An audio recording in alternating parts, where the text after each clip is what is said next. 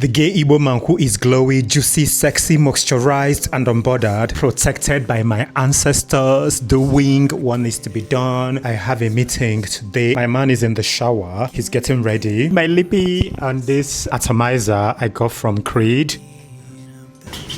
This is a flat cap from Bailey's of New York. My shirt is an oldie Ralph Lauren. My denim pants is from Bershka. The sneakers is an oldie from Axel Arigato.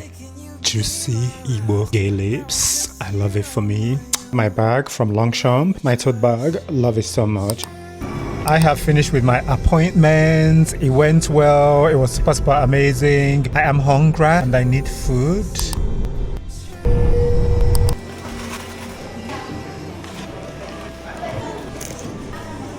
We had pizza. My baby had a vegetarian pizza and I had this pizza. I can't remember the name now. So freaking good.